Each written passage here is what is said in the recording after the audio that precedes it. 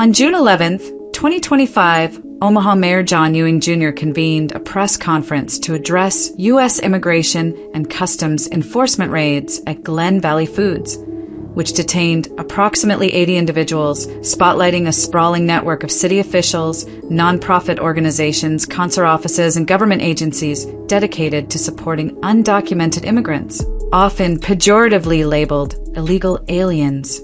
This article critically examines the funding, interconnections, and apparent collusion within this network, arguing that it systematically diverts public and private resources from American citizens to non-citizens, potentially exacerbating crime, altering demographic compositions, and skewing electoral outcomes. By analyzing the financial underpinnings and collaborative ties among key actors, city officials, nonprofits, and external entities, this narrative exposes a web of collusion that prioritizes undocumented immigrants over Omaha's legal residents, setting the stage for further investigative scrutiny. The city of Omaha, under Mayor John Ewing Jr., operates a $1.35 billion all-fund budget with a $531.1 million general fund, fueled by property taxes, sales taxes, state allocations, and federal grants. Ewing, earning an estimated $150,000 annually, leverages this budget to oversee municipal operations. Yet his press conference remarks advocating for immigrant services reveal a troubling misallocation of taxpayer funds. His affiliation with Omaha Together One Community, a faith-based group pushing for undocumented immigrant protections through initiatives like the 2024 Immigration and Workforce Summit, signals an ideological alignment that critics argue undermines citizen priorities. Ewing's directives funnel resources to the Human Rights and Relations Department, led by Kaylin Daly DeGillis with a $1.2 million budget and staffed by Jennifer Rodriguez, whose estimated $60,000 to $80,000 salary supports community outreach disproportionately benefiting undocumented immigrants. DeGillis, earning $100,000 to $120,000, collaborates with the Omaha Refugee Task Force and the Nebraska Equal Opportunity Commission, embedding the department in a network advocating for non-citizens, which critics decry as a betrayal of taxpayer trust. Omaha Police Chief Todd Schmaderer, managing a $178.4 million budget and earning $200,000, cooperates with ICE raids through minimal traffic management, a stance this article supports. However, his department's adoption of sanctuary city-like protocols, despite Omaha's non-sanctuary status, restricts deeper IC collaboration, potentially shielding undocumented immigrants and compromising public safety. Schmaderer's policies, scrutinized by the ACLU of Nebraska, indirectly intersect with nonprofits like the Center for Immigrant and Refugee Advancement, CIRA, and Heartland Worker Center, HWC, which exploit these protocols to protect their undocumented clients. City Council member Danny Begley, with a $45,000 salary, and Douglas County Commissioner Roger Garcia, earning $92,000, further entrench this network.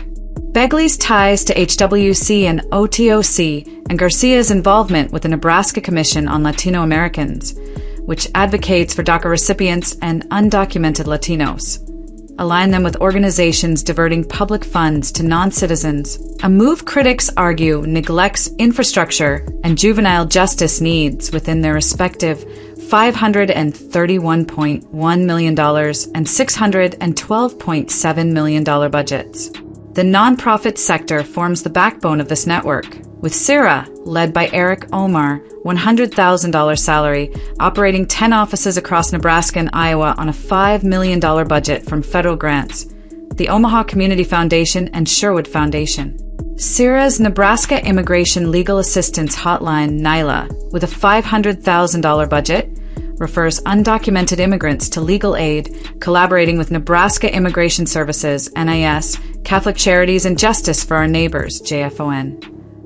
HWC, under Lena Traslavina Stover, $90,000, with a $1.5 million budget, empowers undocumented immigrants through civic engagement, partnering with Nebraska Appleseed and the ACLU of Nebraska, funded by progressive foundations like Open Society. NIS, led by Mark Sorensen, $80,000, operates on $1 million, while supplemental organizations like Omaha Center for Refugee and Immigrant Services Incorporated, OCRSI, $2 million, Refugee Empowerment Center, REC, $1.5 million, and One World Community Health Centers, $20 million, rely on federal grants and local foundations, forming a redundant network criticized for siphoning resources from citizens. Consular offices, Mexican, $2 million, El Salvadoran, $1.5 million, and Guatemalan, $1.8 million. Funded by foreign governments, integrate with this network, collaborating with CIRA, HWC, and One World, indirectly burdening U.S. taxpayers through these partners' reliance on public funds. Federal agencies, including the Department of Health and Human Services, $1.5 trillion, and its Office of Refugee Resettlement, $7 billion, channel grants to CIRA, OCRSI, and Lutheran Family Services for $1 million, while the Department of Justice, $43 billion, funds Catholic Charities legal aid. State entities like the Nebraska Department of Health and Human Services, $2.2 billion, and Nebraska Refugee Resettlement Program, $10 million, contract with REC and OCRSI, amplifying this collusion. Foundations such as the Omaha Community Foundation, $100 million, and Sherwood Foundation, $200 million, fuel nonprofits, while entities like OTOC, the Nebraska Commission on Latino Americans, and the Omaha Refugee Task Force coordinate advocacy, creating a self-reinforcing cycle of funding and ideology. This network's interconnectivity is evident in shared funding streams and collaborative initiatives. CIRA's partnerships with Catholic Charities, Lutheran Family Services, and consulates, alongside HWC's ties to Nebraska Appleseed and ODOC, create a web where federal, state, and local funds converge to support undocumented immigrants. The Omaha Refugee Task Force, involving DeGilles, Garcia, and multiple nonprofits, exemplifies this collusion, coordinating services that critics argue prioritize non-citizens. The Nebraska Immigrant and Workforce Summit, linking CIRA, HWC, and REC with universities and chambers of commerce, further embeds this network in Omaha's civic fabric, diverting resources from legal residents. Critics contend this collusion, underpinned by over $600 million in public budgets and $50 million in nonprofit funds, reflects a systemic bias toward illegal immigration, potentially fostering crime and electoral manipulation, necessitating urgent scrutiny of these financial and ideological entanglements.